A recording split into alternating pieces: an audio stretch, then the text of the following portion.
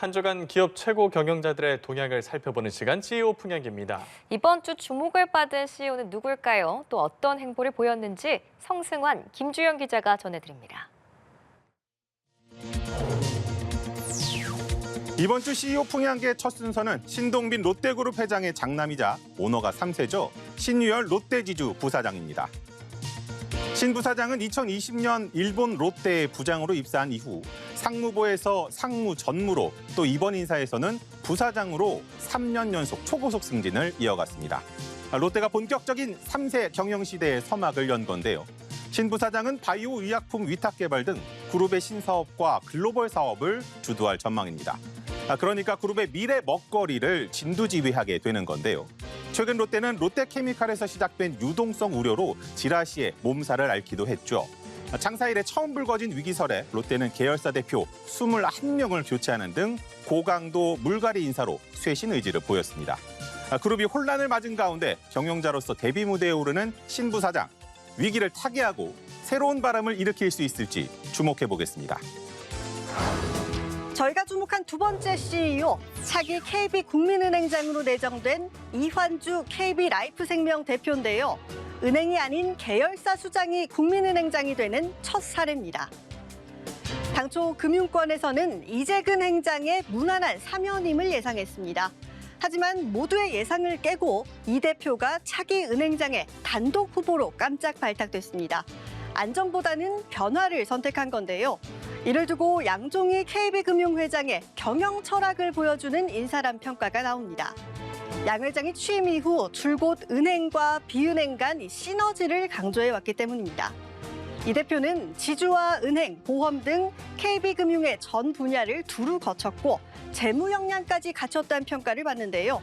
앞으로 KB금융의 자본과 수익성 관리에 적극적인 역할을 맡을 걸로 보입니다. 한편 이 대표는 후보로 내정된 다음 날 출근길에서 금융의 기본은 신뢰라면서 내부 통제를 강화하겠다는 의지를 밝혔는데요.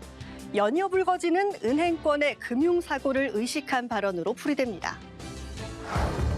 다음으로 저희가 주목한 CEO는 손사탐이라는 별칭으로 유명한 원조 일타 강사죠. 손준 메가스터디 회장입니다. 2000년 메가스터디를 창업하며 온라인 강의 시대를 연 손 회장. 강의 실력도 실력이지만 독한 입담으로 유명했죠. 그런데 이번에는 그 입담이 선을 단단히 넘었습니다. 지난달 대구의 한 고등학교 강연에서였는데요. 손 회장은 우리나라의 인구 감소 문제를 지적하면서 대학 가는 것보다 애 낳는 게 더 중요하다고 말을 했습니다. 또 공부를 못하면 성매매 여성보다도 못한 삶을 살게 될 수 있다고도 했는데요. 이렇게 제가 전하는 것만으로도 낯부끄러운 수준의 발언에 후폭풍이 거세지자 손 회장은 해명과 함께 사과에 나섰습니다. 손 회장은 저출산 문제에 대한 의식 변화와 공부를 통해 자기 미래를 바꾼 학생의 일화를 얘기하는 과정에서 의도와 달리 불편함을 느낀 표현이 있다면 사과의 말씀을 드린다며 고개를 숙였습니다. 사교육 전설의 강연, 학생들도 많이 기대를 했겠죠. 이런 막말 퍼레이드는 차라리 안 듣는 편이 학생들 교육에 더 좋지 않았을까요? 이번 주 CEO 풍향계 마지막 주인공은 홍범식 LGU+ 사장입니다. 첫 출근 날 임직원들에게 취임 일성을 밝혔다고 하는데요. 어떤 내용인지 함께 살펴보시죠. LG그룹 경영전략 부문장을 맡았던 홍범식 사장이 LGU+의 신임 CEO 자리에 앉았습니다. 당시 홍 사장은 그룹의 미래 성장 동력 발굴과 적극적 M&A를 통한 사업 경쟁력 강화 등에 힘써왔다는 평가를 받는데요. 이런 홍 사장의 첫 메시지는 고객 가치 창출이었습니다.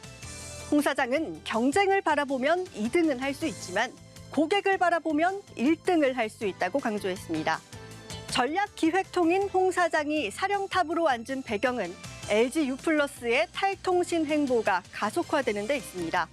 최근 업종을 막론하고 AI가 화두로 떠오르고 있죠.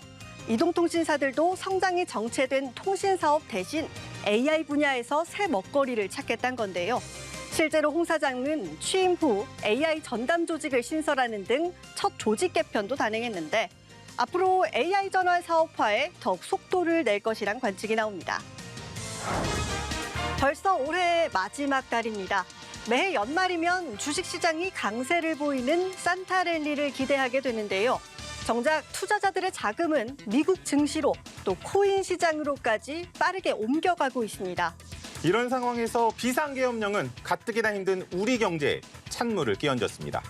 글로벌 경쟁력 제고를 위한 기업들의 노력과 밸류업을 외치던 정부 정책이 한 사람의 말 몇 마디로 무색해진 한 주였습니다.